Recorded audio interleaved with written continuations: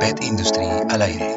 Hola Pet Industry, buenas noches, gracias por estar aquí conectados para tener un espacio de Pet Industry al aire. Ya saben que nos reunimos a hablar temas de interés para la industria de animales de compañía. Y bueno, hoy tenemos un tema al que ya nos hemos unido en otras ocasiones, es muy importante y tengo un compañero que siempre me acompaña para tratar estos temas y se trata del doctor John Betancourt. Ya sabemos que él es director científico de VetCan. Doctor John, bienvenido. Hola Alex, ¿cómo estás? A ti muchísimas gracias por la invitación, de nuevo hablar de esos temas que tanto nos gustan y nos apasionan. Gracias por tenernos en cuenta, porque yo sé que tu agenda es bien amplia y pues chéverísimo poder estar acá compartiendo con nosotros.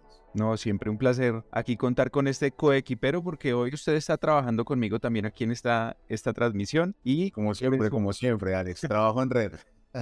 así es. Y bueno, yo no me quiero perder la oportunidad de que sea precisamente usted, Doc, quien nos presente a nuestra invitada muy especial. Claro que sí, hoy tenemos una invitada especialísima, es una súper profesional, realmente todos los que estamos en el tema del cannabis seguimos mucho el tema de medicina y clínica en humanos y creo que uno de los referentes internacionales de este tema específico de investigación, de tratamiento de cannabinoides y dolor es la doctora María Fernanda. Ella es precisamente María Fernanda Borleda, ella es colombiana, pero ha hecho su trabajo con fitocannabinoides internacionalmente y digamos en países tan importantes como Canadá. ¿Quién más que ella que hable un poco de su trabajo? Pero definitivamente más que una gran profesional, también es una súper amiga. Nos conocemos desde hace bastantes años y siempre contamos esta historia. Nos conocimos precisamente en el congreso más importante para nosotros, creo que en eso estamos de acuerdo, el congreso de Canten en Israel, precisamente en Tel Aviv, ¿no, Doc? Y allá fue donde nos conocimos y bueno, desde allí hemos venido también trabajando en red. Y bueno, acá estamos con ella precisamente para que la entrevisten y la conozcas un poco más, Alex. Bienvenida, doctora, ¿cómo estás?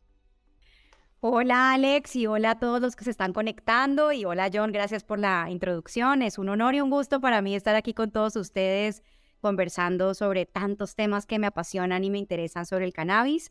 Y efectivamente, pues ya John nos conocemos de hace varios años y hemos trabajado en equipo de la mano en diferentes, digamos, objetivos que tenemos muy claros para avanzar en esta industria del cannabis, sobre todo en América Latina. Súper bueno. Una cosa muy interesante a destacar, tú eres médica humana. Humana.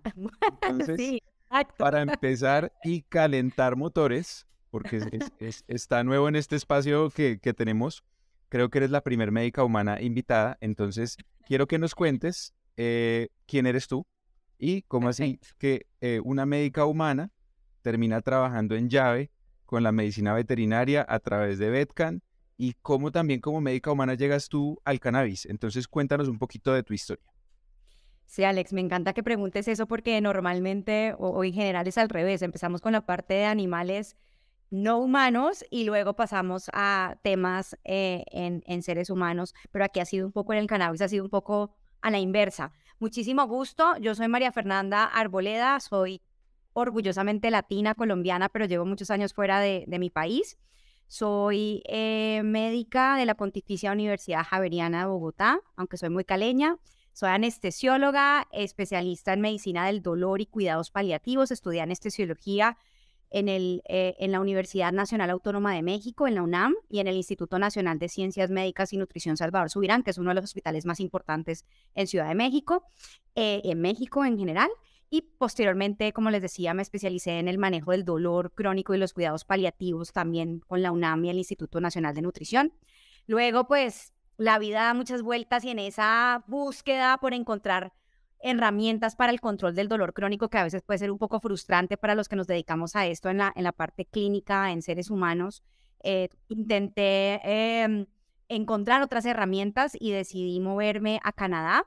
Estudié en Montreal, en la Universidad de McGill, en la provincia de Quebec. Hice más estudios relacionados con el manejo del dolor y es ahí, ya para contestar a tu última parte de la pregunta, donde aparece el tema del cannabis en mi vida y en la de mis pacientes, pues fui testigo realmente de primera mano del impacto que tenía el cannabis medicinal, sobre todo en la calidad de vida relacionada con la salud de los pacientes que se enfrentaban al final de la vida en la clínica de cáncer y en la clínica de cuidados paliativos, sobre todo impactando en el control del dolor, la ansiedad, la falta de apetito, las náuseas y el vómito secundarios a la quimioterapia, etcétera. Entonces, eso, digamos que me atrajo muchísimo.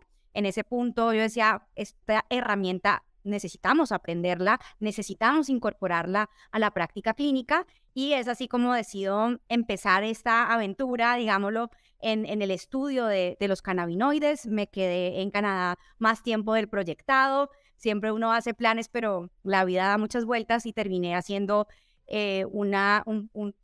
digamos, postdoctoral research fellowship o estudios postdoctorales en investigación en cannabis medicinal y cuidados de soporte en cáncer con el Departamento de Oncología de la Universidad de McGill y con una clínica que se llama Santé Cannabis, con la que actualmente trabajo. Santé Cannabis es una clínica líder en la prescripción de cannabis en Canadá.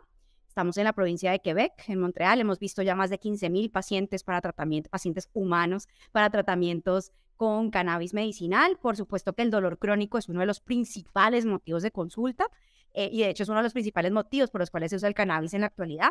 Y pues a raíz de esto me involucré de lleno en materia de investigación, sobre todo en humanos, en el uso de cannabinoides.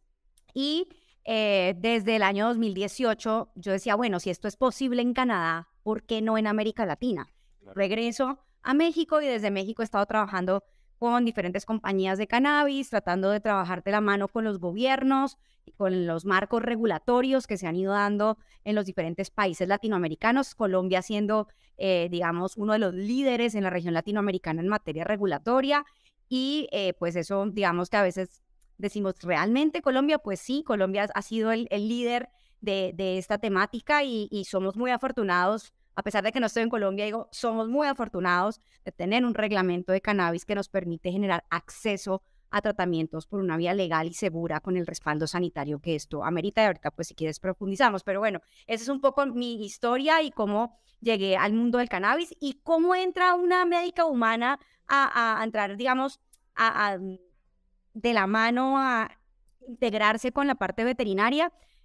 Pues, como decíamos, esto ha ido un poco al revés, ¿no? Primero se ha estudiado en humanos y después de estudiarse en humanos se ha querido pasar ahora sí a vámonos a los animales no humanos, cuando en general ha sido al revés, ¿no? Hemos ido como de modelos animales, tejido celular o estudios preclínicos a los clínicos. Aquí se ha empezado un poco, como hemos crecido en una era prohibicionista del cannabis que nos ha limitado en la incorporación del cannabis a la práctica, pues hemos empezado un poco al revés y hemos empezado sobre todo con estudios observacionales en seres humanos que nos han dado mucha información, sí, valiosa, y de ahí se ha tomado un poco de la experiencia clínica hacia la experiencia en veterinaria, sobre todo en algunas enfermedades que ahorita si quieres conversaremos.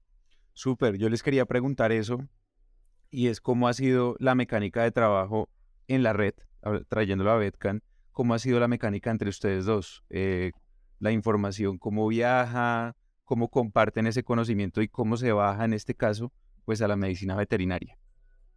Bueno, me meto un poco la palabra yo y ahí sí tengo que resaltar algo, es que desde que yo conocí a la doctora María Fernanda, yo quedé súper impactado por su trayectoria, por su trabajo, no solamente por el tema, digamos, de tener tantos pacientes y tener una labor tan importante en una clínica tan gigantesca, sino por la labor que estaba haciendo también de difundir el conocimiento y de hablar precisamente y de investigar, o sea, no hablar solamente por hablar, sino tener una investigación muy sólida y tener varios trabajos de investigación y al mismo tiempo la experiencia. Todo en uno de las dos cosas es muy difícil trabajarlas, es muy difícil tenerlas.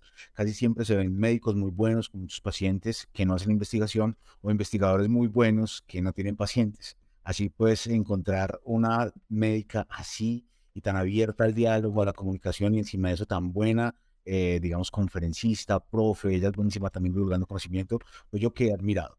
Por otro lado, y es un tema súper importante también, y eso también nos hizo mucho clic, es que hoy por hoy, y tú lo sabes, Alex, hay familias interespecie por doquier. Tal vez la tendencia es cada vez más familias interespecie, muchas veces muchas parejas no quieren tener hijos y prefieren tener animalitos, pero cuando llegan tratamientos con cannabis a nuestra red, siempre llegan también familias con problemas con la abuelita, con el papá, con el tío, y la verdad, desde que conozco a la doctora María Fernanda, la única persona que puedo recomendar también con total confianza a estas familias interespecie que también buscan soluciones para, donde yo no puedo obviamente darle esas soluciones, yo no puedo prescribir a los humanos, pues la doctora María Fernanda ha hecho una labor increíble también como soporte y apoyo, porque a pesar de que está en otro país, pues nos ha colaborado con muchísimas familias que también requieren precisamente esta guía.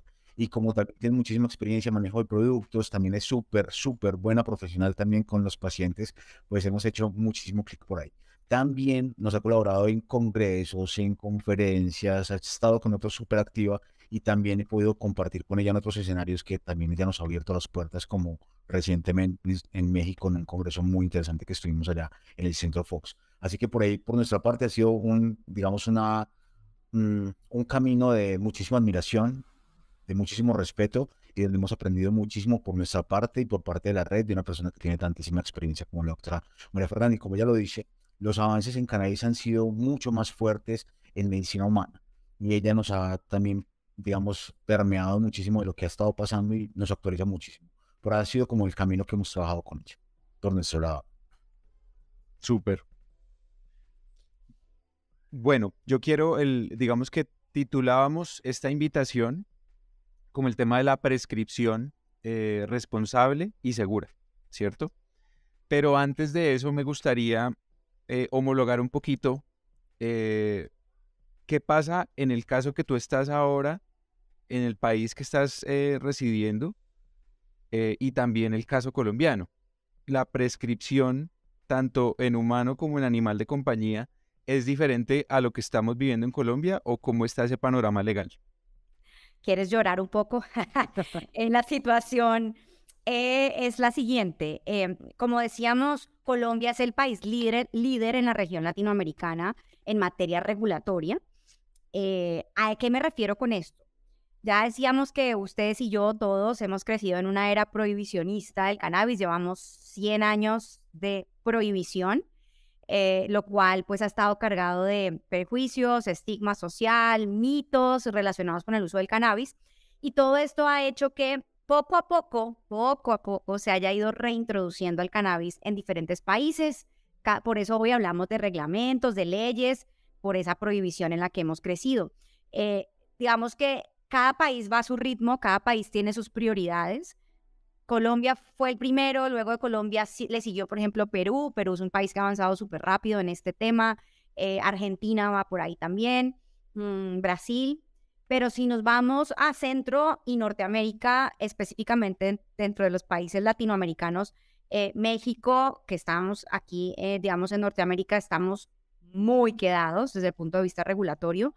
En México, a pesar de que existe un reglamento de cannabis medicinal, solo para humanos, no existe un reglamento de cannabis para fines veterinarios o usos en animales no humanos. A pesar de que este reglamento fue emitido desde el año 2021, hoy sigue siendo algo que está en el papel, pero nada de lo del papel se ha pasado a la práctica, o sea, no se ha implementado nada de esto. Entonces, decirte que lo que se haga aquí en México realmente sea similar a lo que se haga en Colombia, te diría que en México no se está haciendo absolutamente nada en ese sentido por una vía legal, ¿no? Porque obviamente te encuentras personas prescribiendo, entre comillas, cannabis, pero no dice que estás prescribiendo si no hay ningún producto o medicina basada en cannabinoides que cumpla con el respaldo sanitario desde la Agencia Sanitaria Mexicana que se llama COFEPRIS, que es como el INVIMA de Colombia, como la FDA. La Agencia Sanitaria en México, que es la COFEPRIS, no ha autorizado aún productos o medicinas basadas en cannabinoides, no hay un registro sanitario aún. Entonces, todo lo que te encuentras en México o está por fuera del marco legal o son productos que se venden como suplementos alimenticios, que un suplemento alimenticio, pues hay que tener mucho cuidado porque un suplemento alimenticio no es un tratamiento médico. Un suplemento alimenticio te suplementa una deficiencia en la dieta. Punto. No puedes hacer afirmaciones o claims o afirmaciones terapéuticas de un suplemento alimenticio. Y lastimosamente estamos recibiendo un poco esa influencia de lo que se ve en los Estados Unidos, ¿no? Pues en Estados Unidos federalmente sigue siendo ilegal el uso del cannabis, pero cada estado hace lo que quiere. California dice una cosa, Colorado dice otra, New York otra. Entonces, desde el punto de vista federal, es un despelote completo.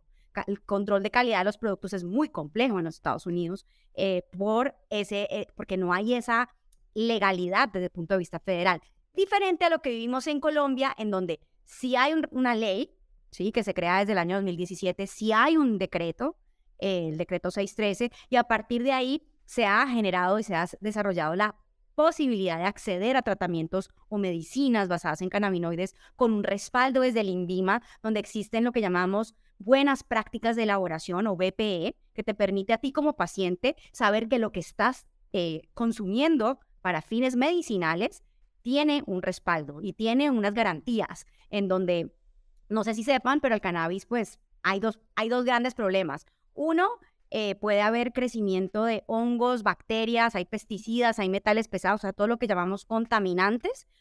Ese es un gran problema al cual nos enfrentamos y por eso es tan importante hablar de productos que sí sean seguros. Y por otro lado, en algunos casos, en estos mercados ilegales, a veces te dicen que te están vendiendo cannabis, pero cuando vas y analizas el producto, en la analítica de laboratorio se dan cuenta que ese producto ni siquiera tenía cannabis, ¿no? O sea, cero cannabis y tú jurando y rejurando que estabas consumiendo cannabis. Entonces, por eso es tan importante que haya un control de calidad desde la agencia sanitaria. En el caso colombiano, pues el INVIMA ha establecido todas estas medidas en donde hoy, desde el año 2020 en Colombia, tenemos acceso. Hay alrededor de 6 compañías que comercializan cannabis por una vía legal y segura en Colombia y pues eso nos ha, permitido lo que llamamos acceso, generar acceso a estos tratamientos y pues es parte de lo que yo pues hoy a distancia he podido hacer. Como comentaba John, veo pacientes desde aquí que se encuentran en Colombia con ciertas patologías, porque ojo, por eso tampoco hay que tener en cuenta que esto no es la droga milagrosa, esto no es la panacea, es simplemente una herramienta más con la que contamos que puede llegar a ser muy útil en ciertos escenarios clínicos y en ciertas patologías que ahorita, si quieres, comentamos. Listo, súper. Pero entonces sobre ese escenario que estás pintando, pensaría yo, y ya ustedes también me pasan a decir si me equivoco o no, eso incide en la investigación, porque digamos que podríamos tener aquí en Colombia como un campo gigantesco para investigar los usos en medicina veterinaria, en medicina humana, que de pronto otros países por la misma condición legal no tienen y pensaría, estamos desaprovechando esa oportunidad. ¿Podríamos estar generando más investigación? ¿Ustedes qué opinan en ese punto? Voy yo, Bayón. Yo creo que, y lo digo rapidísimo para que ya John también, también dé su punto de vista. Creo que desde el punto de vista de investigación, el problema aquí es, uno, el tema regulatorio que ya decíamos, y sí, efectivamente en Colombia tenemos esa posibilidad, tenemos una capacidad no solamente desde el punto de vista de permisos, sino que también tenemos toda una infraestructura, equipo humano, talento humano que nos permite desarrollar investigación. Sin embargo, hacer investigación puede llegar a ser muy costoso. Esto requiere de inversión y requiere de mucha paciencia porque la investigación puede tomar años, ¿no? A veces pensamos que hacer investigación con cannabis es muy rápido y quienes invierten en la industria del cannabis se pueden ver desesperados en algunos casos porque dicen, bueno, yo ya invertí en esta compañía de cannabis y entonces estoy esperando mi retribución o mi retorno de mi inversión y resulta que la investigación a veces puede tardar 10 años para poder tener resultados en seres humanos. Por lo menos hablamos de estudios de eficacia y seguridad, estudios clínicos controlados, aleatorizados, doble ciego, etcétera, que tardan alrededor de 8 o 10 años muchas veces en tener resultados confiables, con una buena metodología. Y pues a veces no tenemos el tiempo ni el dinero para podernos tomar 8 a 10 años en hacer un estudio, ¿no? Entonces, hoy estamos limitados. Digamos que yo no creo que lo estemos desaprovechando como tal porque queramos desaprovecharlo, sino porque quizá no se han dado las, estas posibilidades, como te decía, desde el punto de vista económico, desde el punto de vista de financiación de lo que implica hacerlo. Sí, te voy a ser honesta, al comienzo yo me acuerdo que yo cuando llegué a América Latina de nuevo en 2018, que suena que fue hace poquito, pero fue hace ya un tiempito, en 2018 tocábamos puertas de universidades en Colombia y muchas eran, sí nos interesa, pero espere un momentico, qué miedo, vamos a entrar a dar cannabis y esto qué puede pasar y qué tal que venga el INVIMA y nos visite y entonces nos cierran el centro de investigación o el hospital inclusive. Estoy hablando de universidades muy importantes en Colombia. Hoy pues digamos que ha ido avanzando un poco el tema, ya las universidades empiezan a abrir, inclusive a generar educación, diplomados, talleres, cursos de cannabis, que yo creo que vamos por buen camino. En el punto de la investigación, efectivamente, yo creo que tenemos una gran ventaja en Colombia y que no debemos desaprovecharla, pero a la vez entender qué es hacer investigación, porque también hay algunas personas, Alex, que dicen que están haciendo investigación, que tienen sus compañías de cannabis y que necesitan vender. Yo entiendo pues que hay un negocio de por medio, pero dicen que están haciendo investigación y lo único que están haciendo es que están recolectando data, y recolectar data no es hacer investigación. Necesitamos hablar de un protocolo de investigación con un planteamiento, una hipótesis, una pregunta a evaluar, con una metodología estadística también de lo que vas a estudiar, y a partir de ahí, de ese protocolo, pasarlo a un comité de ética y ser aprobado por un comité de ética. Esto suena como muy sencillo o suena como, ay, pues es obvio, pero hay gente que está diciendo hoy que está haciendo investigación en Colombia y no está ni siquiera siguiendo estos pasos de tener un protocolo de investigación y una aprobación por parte de un comité de ética que tenga aprobación desde el INVIMA, además, y que sea una investigación hecha en una institución que cumpla con las buenas prácticas clínicas que establece el INVIMA, porque yo puedo decir que vénganse al garaje de mi casa que estoy haciendo investigaciones y les voy a dar cannabis, ¿no? Pero pues es que así no funciona, tiene que ser también en una institución de salud que tenga, o que ofrezca estas garantías, que tenga estos permisos desde el INVIMA y estas certificaciones de buenas prácticas clínicas. No sé, John, si tengas algún punto de vista al respecto. Sí, totalmente de acuerdo contigo. Creo que es un tema que sigue siendo, digamos, una faltante y que esperamos que esto mejore. Ahorita, por ejemplo, en Colciencias no hay una línea, Colciencias, pues como todos sabemos en Colombia, seguramente lo está viendo otra gente de otros países, pero en Colombia es como el ente que se encarga de hacer investigación y que también maneja los recursos para hacerlo. Entonces, por lo menos, digamos, del lado de jalonar recursos por parte del Estado, por parte de Colciencias, ha sido bastante difícil, por no decir imposible. El tema bancario ha sido bien complejo también en Colombia, así que por lo menos si tú tienes una empresa interesada, yo que sé, en Estados Unidos o en México y quieres hacer investigación en Colombia y dice que ese rubro viene para un tema de cannabis en investigación, creo que cualquier banco le va a poner muchísimos problemas. Así que todo ha sido un tema bastante complejo por lo que se carga, el prohibicionismo, como le decía bien la doctora, también por las políticas públicas, porque muchas veces se legisla solamente y se queda faltante la reglamentación o la letra menuda, o queda dentro de las instituciones algún rezago sin sabor técnico y hace que esto sea un poco más paquidérmico, más lento, y al final de cuentas, ¿qué es lo que se está atrasando? Lo que se atrasa es el derecho de los pacientes, que ya se ha adquirido porque ya está en la ley, a acceder a estos productos a base de plantas que seguramente les solucionarán varios o muchos de sus problemas de salud. Así que esto, detrás de esto, más que un tema investigativo o económico o del desarrollo de una industria, hay un tema fundamental que es el acceso ya adquirido de las familias a ese derecho que es tratarse con esta medicina.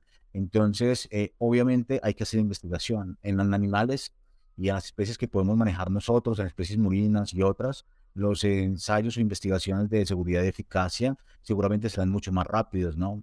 Sin embargo, requieren también un gran capital, requiere instalaciones. Nosotros desde Betcan hemos hecho varios, digamos, pasitos a donde sabemos que podemos llegar, por ejemplo, en tema de divulgación de casos clínicos, que es un tema que es investigación, pero es el primer pilar, ¿no? No es la cúspide a la cual queremos llegar, es lo que podemos hacer desde lo que hacemos con la revista de divulgación científica, revisiones con pares interesantes que nos acercan un poco al tema, pero ahorita con los semilleros que también están invitadísimos, tenemos un semillero de investigación de Plan México y un semillero con la Universidad Nacional de Colombia, acá en el CICAP, invitadísimos los colegas que quieran hacerlo. Precisamente estamos fortaleciendo las capacidades investigativas y de lectura y comprensión de lectura y de desarrollo también de escritura, porque al final del día queremos no solamente capacitar, sino que los colegas se motiven a escribir, que se motiven a investigar, y sabemos que las cosas van a cambiar, esperamos que así sea, y que más allá de las leyes y las políticas públicas, pues también existan recursos públicos y privados como para cualquier renglón económico, donde nosotros los investigadores, perdón, podamos acceder a esos recursos. Por ahora está un poco difícil, sin embargo, totalmente de acuerdo, acá tenemos un gran potencial, porque en la ley, por ejemplo, está que podemos investigar con cualquier fitocannabinoide, cosa que en otros países no pueden hacer, que solamente se limitan al CBD. Así que eso abre unas grandes puertas en Colombia y por eso precisamente es que le apostamos desde Betcana que Colombia sea el epicentro del desarrollo de investigación e innovación en el tema de línea veterinaria, ¿no? Súper. Entonces vemos que hay como una academia ya más abierta, investigadores que están diciendo, apóyenme para desarrollar mi trabajo. El mercado, pues ni se diga, están las patologías ahí y las personas están buscando soluciones, terapia para diferentes patologías. Y pues por el otro lado, los inversionistas que están diciendo, venga, yo dónde voy a poner mi dinero y cómo va a rentar. Entonces, entre ese tire y afloje, pues digamos que se va desarrollando un poco al ritmo que se puede la industria con las soluciones, pues como lo hablábamos y como tiene el título, responsables y seguras. Y yo quiero que caigamos allí y definamos eso. ¿Qué es, en sus palabras, una prescripción responsable y segura? Pareciera que responsable va hacia el profesional y segura hacia el modelo de producción y esa BPE, pero yo quiero que ustedes desde las dos perspectivas, nos expongan qué es una prescripción responsable y segura. Quien quiera arrancar. Sí, nosotros cuando hablamos de una prescripción responsable y segura, ¿sí me escuchan bien? Porque como que los audífonos, sí, ok, gracias. Perfecto. Cuando hablamos de una prescripción responsable y segura, nos estamos refiriendo, y yo siempre les hablo de un trinomio. Hay tres partes dentro de una ecuación aquí. Si les hace falta o si nos hace falta uno de estos tres que les voy a mencionar, no podemos hablar de una prescripción responsable y segura en el contexto que sea, tanto en el humano como en el animal no humano. Uno, necesitamos hablar de un paciente que sí sea realmente candidato a tratamiento con cannabinoides, porque es que ahora se ha puesto muy de moda y ahora todo el mundo quiere cannabis. Ay, me golpeé con la mesa, ay, qué dolor, me voy a echar cannabis. No, no está indicado, o sea, hay que tener unas indicaciones muy claras. O estoy nervioso porque tengo una entrevista o porque tengo un examen, quiero CBD. No, tenemos indicaciones específicas en el caso de el efecto ansiolítico, bajar los niveles de ansiedad que puede generar el CBD. O sea, tenemos que tener a un paciente que sí sea realmente candidato. ¿Y cómo sabemos que un paciente es realmente candidato a tratamiento con cannabis? A través de una historia clínica, como lo haríamos con cualquier otro tratamiento. Pasa mucho que me contactan y, oye, doctora, es que tengo dolor y quiero que me digas qué cannabis me tomo. No, a ver, hay que hacer una historia clínica completa, entender cuál es el contexto de este paciente, cuáles son sus antecedentes personales, qué medicamentos está tomando, tiene alguna otra enfermedad, tiene alguna otra experiencia que haya tenido con cannabis en el pasado. Todo el contexto general del paciente hay que entenderlo en una consulta médica a través de una historia clínica, determinando entonces si ese paciente es o no realmente candidato al tratamiento con cannabinoides y si es candidato al tratamiento, ¿a qué sería candidato? Al THC, al CBD, a ambos. Hoy no nos hemos enfocado mucho a hablar de las diferencias entre uno y otro. Digamos que hoy sabemos que si nos imagináramos que tenemos una planta de cannabis o una mata de cannabis aquí frente a nosotros, vamos a tener más de 500 compuestos químicos, ¿no? Es un universo esta planta de cannabis, pero dentro de estos más de 500 compuestos químicos, generalmente nos enfocamos a hablar del delta 9 THC o THC como lo decimos en cortico. El nombre realmente es delta 9 tetrahidrocannabinol, pero para simplificarlo decimos THC. Y el cannabidiol o CBD son los principales, no son los únicos, ya les digo, son más de 500 compuestos químicos, pero estos dos son los principales. ¿Por qué? Porque son los más abundantes en la planta y porque son los que más se han estudiado en seres humanos cuando hablamos de la práctica clínica. ¿Que hay otros cannabinoides? Sí, claro, hay más de 100. Está el CBG, el CBN, el THCA, el THCV, o sea, hay muchos otros cannabinoides que hoy todavía no están en fase, digamos, de utilizarse en pacientes humanos, porque todavía o están en estudios preclínicos, sobre todo en tejido celular, o en algunos modelos animales que se empiezan a estudiar, y todavía no, ahí sí que todavía no hemos pasado de lo preclínico a lo clínico.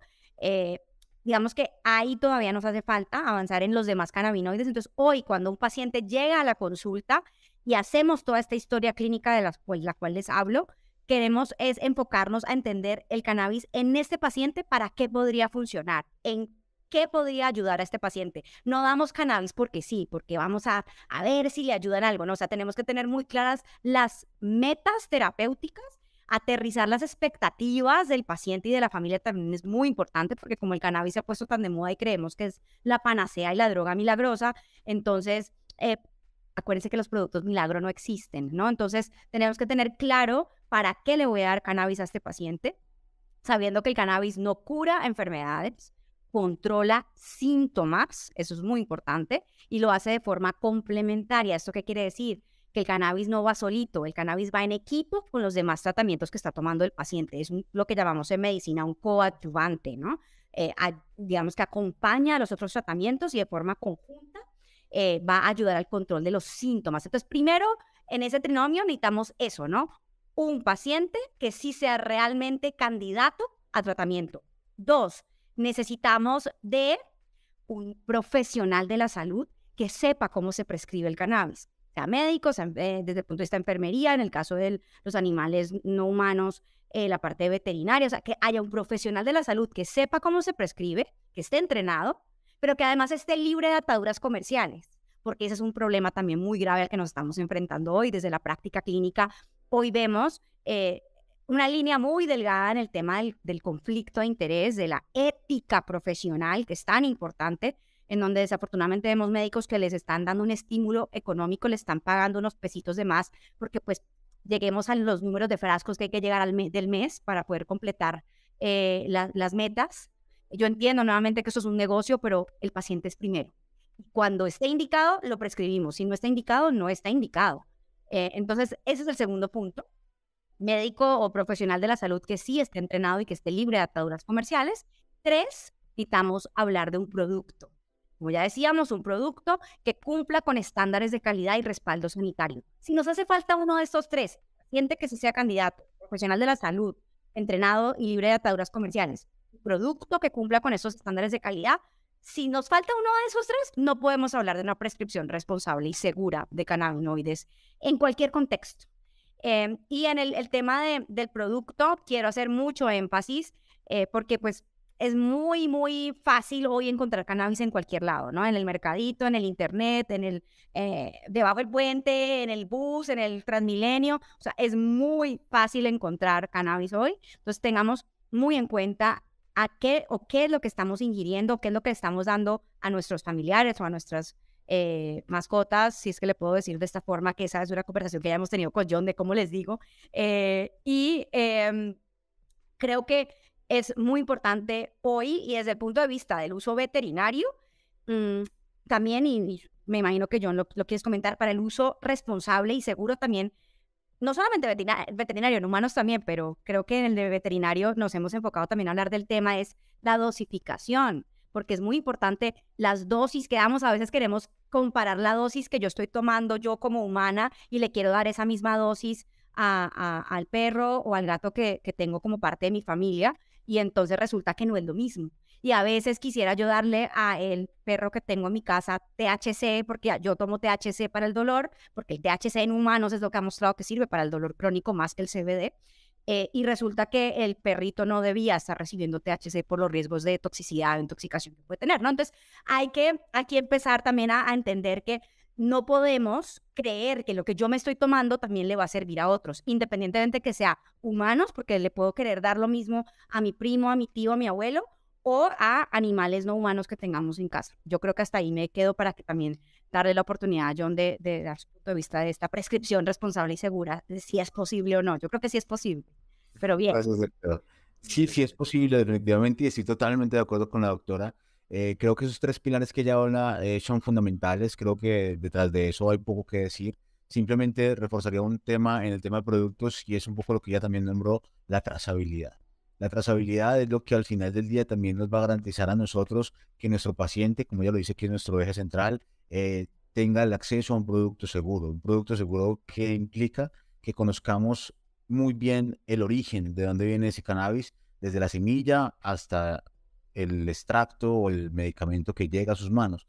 Y eso realmente lo que digamos, obliga a llegar es a tener una línea farmacéutica de estos productos, llámese como se llame, sea en la vía de administración que sea, requerimos que tenga la misma línea de un medicamento como cualquier otro. Y esto también se lo decía siempre, y lo digo siempre con los colegas. Colegas, ¿ustedes comprarían algún otro medicamento, digamos que fuera de cannabis, en la tienda de la esquina o el señor que pasa por la calle vendiéndolo a $2? Obvio, no lo vamos a hacer. ¿Por qué hacerlo con el cannabis si es otro medicamento? Entonces no vamos a exponer a los pacientes ni a las familias a metales pesados, no los vamos a exponer a pesticidas, no los vamos a exponer bueno, cualquier cantidad de cosas que pueden tener un extracto que no conocemos su origen. Sin embargo, también podemos ofrecerle, como en el mercado colombiano, ya hay varias empresas que tienen, por lo menos magistrales, ya con registro ICA. Y es un paso importante, esperamos que pronto podamos tener productos, pero es un paso muy importante porque ya podemos hace un par de meses, tal vez unos 6 o 7 meses, apoyarnos en estos laboratorios que tienen todo ya el respaldo, como cualquier otro medicamento. Reitero, el cannabis no es la panacea, como lo dice la doctora Arboleda, no es algo milagroso, pero tampoco es un tema que tenga mitos y tabú. Es un medicamento y requiere las mismas reglas de juego que otros medicamentos. De hecho, nosotros pensamos que se le está exigiendo muchísimo el tema del CBD desde el ICA, porque han estado bastante exigentes con el tema. Sin embargo, entendemos que seguramente será algo transitorio y que muy pronto veremos ya productos de diferentes marcas y diferentes empresas, muchas nacionales, con productos en el mercado veterinario. Eso es lo que queremos llegar. Así que yo reitero lo que dice la doctora. Primero que todo, que el paciente sea un paciente perfilado para el tema del uso de cannabis. Más en las terapias multimodales, nosotros generalmente no usamos solamente cannabis y ya como mucha gente pretende que hagamos. Muchos pacientes requieren otros medicamentos, otras terapias para poder tener, digamos, éxito en esas terapias, en los objetivos terapéuticos. Y por otro lado, evidentemente, profesionales de la salud, llámese médicos veterinarios o médicos humanos, capacitados, porque si no están capacitados para manejar este tipo de medicamentos que son relativamente nuevos, pues obviamente no vamos a tener éxito en las terapias. Creo que estamos totalmente de acuerdo en eso. Creo que definitivamente hay que hacer mucha educación para que las personas que están tomando cannabis siempre estén asesoradas por un profesional de la salud y obviamente también sus animales en casa. Súper, bueno, aquí tenemos, les quiero contar que ahí tenemos un fan de la doctora, Bruno Pérez. Dice, la doctora Arboleda, eminencia, palabras precisas e indispensables en su manera de hablar, y junto al doctor John, que también es máster en el mundo canábico veterinario. Uf, excelente conversatorio. Muchas Bueno, gracias, Bruno. Un saludo y un abrazote hasta donde estés y gracias por estar aquí conectado. Y esperamos que podamos estar aportando algo a lo que conozcas hoy sobre el cannabis. súper, bueno, pasando de esta, esta fase que llevamos de la charla, pues digamos que va quedando ya muy bien pintado el panorama, lo que se puede considerar responsable y seguro. Y pues llegamos a un tema que ya es como lo que todos siempre están, y yo me imagino que en el Congreso es donde reciben mayor volumen de preguntas, y es ¿en qué se han dado resultados? ¿Qué Claro. patologías se han tratado? Y creo que ahí le doy paso a la doctora Arboleda para que nos cuente un poquito en qué patologías se ha hecho estudio, en qué patologías has trabajado tú. Cuéntanos un poquito de eso porque te vamos a tener como speaker en la ciudad de Pereira y chévere entender un poco el background que tú traes. Listo, pues saquen lápiz y papel, ahí les van las enfermedades en las cuales, o las condiciones médicas, digamos, en las cuales tenemos una evidencia de mejor calidad. Cuando decimos de mejor calidad, esto es importante porque uno dice, bueno, si uno se mete a internet y busca cannabis en X enfermedad, vas a encontrar que se está haciendo investigación en muchísimas enfermedades hoy, pero realmente, ¿cuáles de estas patologías se han estudiado con la metodología que se debe estudiar desde el punto de vista científico, de investigación clínica, en seres humanos? ¿Cómo deben ser estos estudios? Básicamente, hay alrededor de 8 enfermedades en las cuales tenemos un poco más de evidencia. Por un lado, antes de decirle las enfermedades, quisiera recalcar que hoy en el 2023 seguimos hablando del THC y del CBD, como decíamos hace un momento, principalmente en la práctica clínica. Aquí quiero hacer una aclaración muy importante porque cuando hablamos del uso del cannabis, hay 3 usos principales, ¿no? Uso adulto, que antes llamábamos uso recreativo, hoy decimos uso adulto. Segundo uso es el uso industrial, que sobre todo va hacia el tema de cosméticos, bebidas, alimentos, suplementos alimenticios, y el tercer uso, que es el tema del uso medicinal. Cuando nos enfocamos en el uso medicinal, quiero aclarar esto porque pasa mucho y siempre me van a escuchar decir esto, lo digo constantemente en las charlas en las que tengo la oportunidad de participar, y es que esto se ha vuelto muy telenovelesco, ¿no? Como en América Latina nos gusta mucho la telenovela, y es que el THC es el malo y el CBD es el bueno. El THC es el de drogarse y el CBD es el medicinal. Y basta de esto porque desde el punto de vista clínico en humanos, tanto el THC como el CBD, ambos se utilizan de forma importante en la práctica clínica. Obviamente, quien consume cannabis para uso adulto o recreativo va a buscar unas altas concentraciones de THC, porque el THC es el que te da esta sensación de euforia, de bienestar, de me siento high, me siento sollado, como decimos en colombiano, pacheco en mexicano, bueno, cada país tiene su dicho. Esto, por supuesto, que lo produce el THC, sí, claro que sí, pero cuando estamos hablando del uso medicinal hay que hacer una línea divisoria muy importante entre el uso medicinal y el uso no medicinal del THC, porque el THC a dosis bajitas ha mostrado ser muy efectivo para ciertas condiciones médicas, ya las vamos a mencionar. Entonces, no dejemos de lado el THC sí se utiliza en la práctica clínica, repito, a dosis muy bajas, y claro, el CBD también, el CBD es una molécula muy versátil, una molécula fascinante, que tiene además múltiples targets moleculares, entonces su mecanismo de acción es bien interesante. Y digamos que eso quería puntualizarlo antes de decir en qué enfermedades, porque no quiero que se lleven la idea de que el uso del cannabis es solo CBD, ¿no? No. Es también THC desde el punto de vista humano. En el caso de las 8 enfermedades que les estaba empezando a mencionar, la primera y la que más se ha estudiado es definitivamente el paciente con dolor crónico. Dolor crónico, ojo, en medicina humana, cuando hablamos de dolor crónico, estamos hablando de un dolor que persiste en el tiempo por más de 3 meses, por definición. Hago esa claridad porque, nuevamente, está el que ay, me golpeé con la mesa, me dolió, me voy a echar cannabis. No, ahí no estamos hablando de dolor crónico. Necesitamos hablar de un dolor que persiste o que se perpetúa en el tiempo por más de 3 meses. Ahí sí. Sobre todo el dolor crónico tiene nombre y apellido, ¿no? Entonces hablamos de dolor crónico neuropático, en el cual hay algunos ejemplos que les puedo dar. La famosa ciática, ¿no? Que te duele la columna, se baja por el glúteo, baja la pierna. Ese puede ser un tipo de dolor crónico neuropático. O el que tiene diabetes, ¿no? Que le arden las manos y los pies. O el que estuvo en quimioterapia, después de quimioterapia le arden las manos y los pies. O la que tiene fibromialgia, ¿no? Todos esos son casos de dolor crónico neuropático. Esa es la primera. Y ahí el THC, ojo, el THC en seres humanos es el que más se ha estudiado y el que más ha mostrado efectos terapéuticos, no el CBD. Aunque sí, en medicina veterinaria, lo que vemos en los casos de dolor asociado, por ejemplo, a osteoartritis canina, ahí, por ejemplo, el CBD sí podría ser el indicado, sobre todo porque además en animales no humanos vemos que hay una limitante en el uso de THC, sobre todo el tema de dosificación también. Entonces, en humanos, dolor crónico neuropático es igual a THC. Sí podemos traer al CBD como parte, sobre todo por el efecto antiinflamatorio que tiene el CBD, pero digamos que me voy a quedar con que el mensaje que les quiero dejar es que el THC es el principal analgésico con el que contamos. Segunda enfermedad, esclerosis múltiple. No sé si han escuchado hablar de esta enfermedad. Es una enfermedad neurológica, desmielinizante, más frecuente en mujeres jóvenes, en donde hay diferentes síntomas, migrañas, dolor neuropático, espasticidad, esta rigidez. Ahí en la espasticidad, productos con THC y CBD en una proporción 1:1 balanceada han mostrado ser muy efectivos. 3, pacientes con algunas enfermedades psiquiátricas, como cuáles, como el trastorno de estrés postraumático. ¿Se acuerdan de esas personas que fueron a la guerra y regresan, o que secuestran y regresan?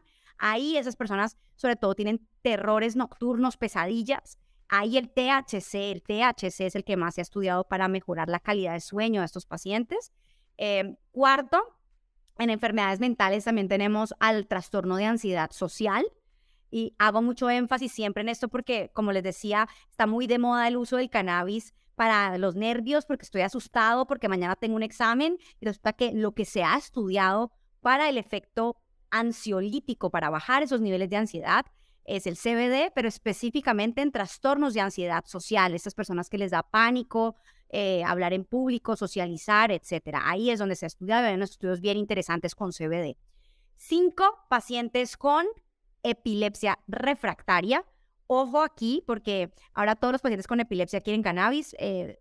Hay que entender en qué contexto es en lo que más se ha estudiado a los cannabinoides, y aquí sí es el CBD el que más se ha estudiado para el control de crisis convulsivas, sobre todo en pacientes con algunas enfermedades como el síndrome de Lennox-Gastaut, síndrome de Dravet, esclerosis tuberosa, que son enfermedades bastante complejas, en donde los pacientes convulsionan múltiples veces al día. El CBD ha mostrado ser efectivo para el control en la frecuencia y en la intensidad de estas crisis.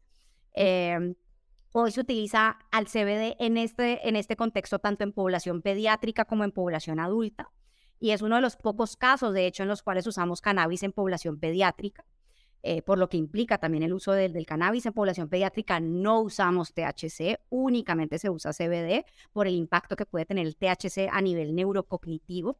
Y digamos que continuando con esta lista de enfermedades, seguiríamos hablando de los pacientes con cáncer, ¿no? El paciente con cáncer, ojo, el cannabis no cura el cáncer, porque esto llega mucho el paciente a la consulta con esto. Ya decíamos que el cannabis no cura enfermedades, controla síntomas, y en el contexto del paciente con cáncer vemos cómo mejora la falta de apetito. Para nadie es un secreto que quien consume cannabis después de consumirlo les da mucha hambre, ese famoso monchis. Ese monchis lo usamos los médicos a nuestro favor para incrementar apetito en pacientes con anorexia, caquexia, que están súper flaquitos, con cáncer y con VIH-Sida ya en etapas terminales. El THC incrementa el apetito en esta población. Y en el caso del cáncer, también los pacientes que están en quimioterapia, vemos como el THC, no el CBD, el THC mejora las náuseas y el vómito secundarios a la quimioterapia. Entonces se dan cuenta, el THC también es altamente utilizado en la práctica clínica en humanos. Y si quisiéramos agregar un par de enfermedades más, para el listado está la enfermedad de Parkinson, que cada vez tenemos más y más información al respecto. Uno siempre que piensa en Parkinson piensa en temblor, en disquinesias, en rigidez, en dificultad para la marcha. Ahí todavía no hay mucha evidencia. La evidencia en enfermedad de Parkinson sobre todo es en los síntomas no motores, que es la ansiedad, la psicosis y los trastornos del sueño REM que sufren estos pacientes. Y finalmente, en el contexto de los pacientes con trastornos del espectro autista, ¿no? Que en el trastorno del espectro autista cada vez estamos viendo resultados, digamos, un poco más prometedores. Sobre todo hay estudios en Israel muy interesantes en población pediátrica, en la cual se ha visto cómo mejora sobre todo los síntomas de autolesión, autoagresión, ansiedad que presentan los pacientes con trastornos del espectro autista. Y ahí el CBD, por supuesto, decíamos población pediátrica, únicamente CBD, es el que ha mostrado ser más efectivo. Entonces ahí tienen un listado de enfermedades. Demencia tipo Alzheimer todavía está en sus inicios de la investigación. Nosotros en la clínica estamos empezando un protocolo ahorita de investigación en pacientes con demencias tipo Alzheimer, en donde el THC, sobre todo lo que hemos visto en la evidencia, es que el THC a dosis bajas muestra una mejoría en los síntomas neuropsiquiátricos de los pacientes con demencias tipo Alzheimer. ¿Qué son los síntomas neuropsiquiátricos? La ansiedad, la agitación que presentan sobre todo estos pacientes con demencia. Entonces, esto fundamental, que lo tengan en cuenta. En animales no humanos, pues el enfoque ha sido más hacia la osteoartritis, hacia la epilepsia, hacia el paciente con cáncer. Y bueno, yo tiene una experiencia fenomenal al respecto. Nos han mostrado unos casos fascinantes en algunos, no solamente en, digamos, perros, gatos, sino que también hasta en el zoológico en Cali. Sé que John ha estado haciendo muchísima investigación al respecto, de lo cual he aprendido además muchísimo, y admiro muchísimo el trabajo que se hace también en esa práctica, Johnny y su equipo. Entonces, ahí está un poco el mensaje que quiero dejarles. Espero no haberlos atarugado mucha información, pero importante que tengan en cuenta las enfermedades en las cuales tenemos mayor evidencia.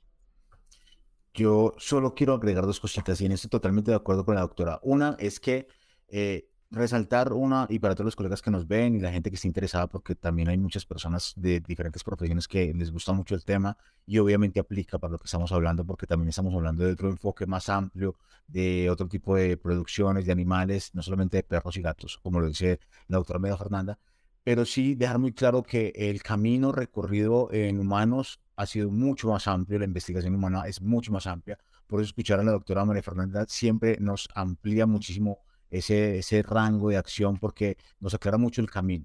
Y en esto también decir que en medicina veterinaria no estamos muy lejos de eso. El THC es un medicamento, lo es. A nosotros nos enseñaron que el THC es lo que intoxica, lo que genera las intoxicaciones más horribles y funestas a los animales, y casi que lo único que se limitó en la academia, por lo menos de nuestra parte en la vieja escuela, a hablarnos de cannabis era cuando llegan los animales intoxicados con THC. Quiero contarles, colegas, que como lo dice la doctora María Fernanda, esto es algo que ha cambiado totalmente.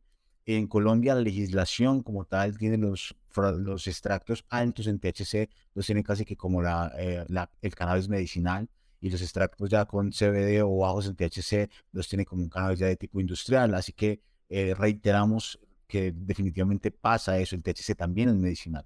Obviamente es un lápiz farmacéutico mucho más potente que el CBD, así que la dosis es diferente. En diferentes especies, obviamente, la dosis cambia totalmente. Eso es lo que hay que tener mucho más cuidado. Pero definitivamente tanto el THC como el CBD es medicina y es considerado medicina, y la red de cannabis medicinal veterinaria la ve como medicina. No estamos hablando ni estigmatizando, obviamente, ningún componente de la planta. Eso por un lado, así que por ahí compartimos intereses con la doctora también.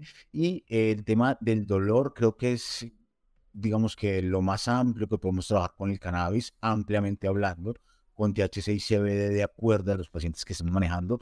Hay diferentes, digamos, hemos visto que tal vez el CBD Full Spectrum funciona también muy bien en algún dolor crónico, en algunas especies, específicamente en perros. Esto tiene una explicación. Hay muchos más receptores casi que por centímetro cuadrado, si se pudiera hablar de esta forma, en perros hay más receptores que en humanos. Entonces, muy posiblemente CB1 particularmente. Entonces, muy posiblemente esas bajas concentraciones de THC hacen el efecto que tal vez en humanos no se ve. Entonces, esa puede ser una explicación.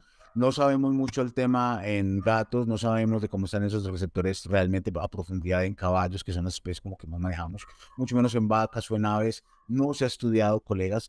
Tenemos una deuda académica con eso, esperamos hacerlo para poder también indagar un poco más, pero sin embargo compartimos objetivos. Digamos que el tema del dolor es transversal a muchas enfermedades, muchísimas patologías, y en esas terapias multimodales de dolor el cannabis va muy bien.